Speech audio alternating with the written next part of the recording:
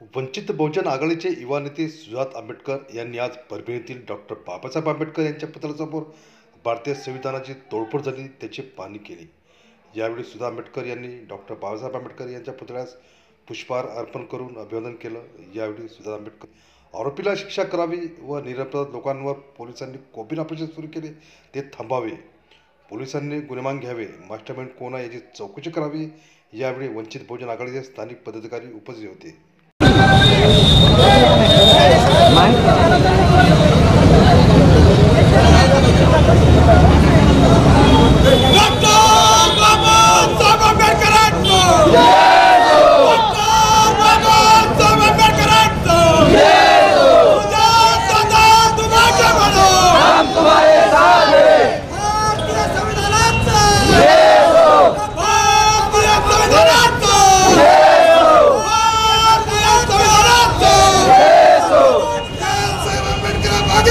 हम तुम्हारे साथ हैं। जब तक सूरज रहेगा, बाबा तेरा नाम रहेगा। जब तक सूरज रहेगा, बाबा तेरा नाम रहेगा। संविधान के सम्मान में,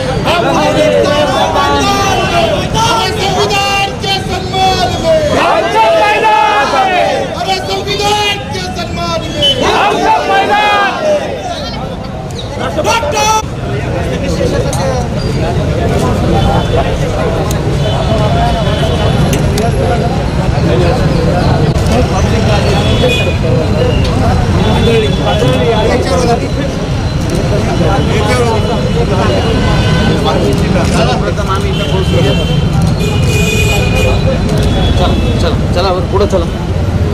म्हणजे बाबासाहेबांच्या पुतळ्याची विटंबना आणि त्याचबरोबर भारताच्या संविधानाची जी प्रत इथे होती ती उचलून आणून फोडणं हे अतिशय चुकीचा कारभार होता आणि ह्या घटनेचा आम्ही ठामपणे निषेध करतो। आणि ह्याचबरोबर ज्याच्यानंतर पुढे कोम्बिंग ऑपरेशन झालं आणि निर्दोषांना अटक करायचं इकडे काम झालं त्या घटनेचा सुद्धा आम्ही ठामपणे निषेध करतो।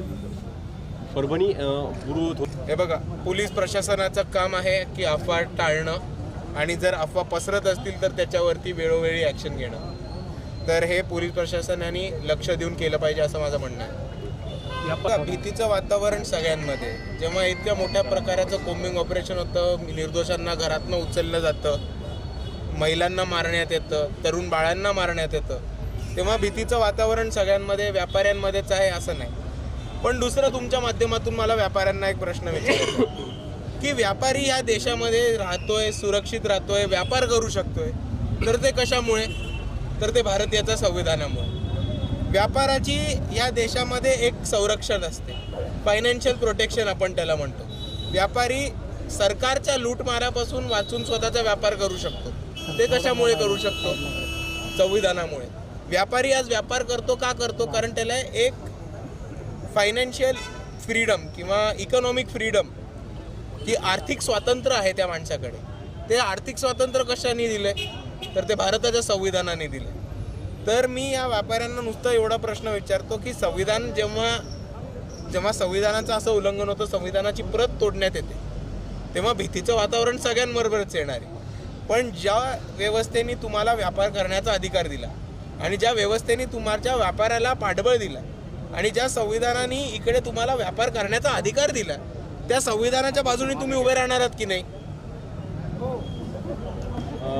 असं बऱ्याच माहिती आली आहे आमच्यापर्यंत, तसे व्हिडिओ फोटोज पण आले आणि आम्ही लवकरात लवकर ते कोर्ट समोर प्रस्तुत करून त्याच्यावरती कोर्टला कारवाई करायला। आणि जाताना मला फक्त तुमच्या माध्यमातून एक प्रश्न इकडच्या जनतेला विचारायचा आहे आणि तमाम महाराष्ट्राच्या नागरिकांना आणि त्याचबरोबर इकडच्या सरकारला आणि पोलीस प्रशासनाला विचारायचं आहे की आपण एक आकडेवारी महाराष्ट्राच्या जनतेसमोर सादर करावी की महाराष्ट्रामध्ये किती घटना झाल्यात, किती ठिकाणी दंगली झाल्यात, किती रायट्स झालेत आणि कोणत्या कोणत्या रायट नंतर हे आपण कोम्बिंग ऑपरेशन केले, कोणत्या कोणत्या दंगलीनंतर आपण कोम्बिंग ऑपरेशन केले, याची फक्त सरकारने इकडच्या नागरिकांना आणि इकडच्या तमाम दुनियाला जाहीर माहिती द्यावी, ही मी तुमच्या माध्यमातून आज इकडे उपस्थित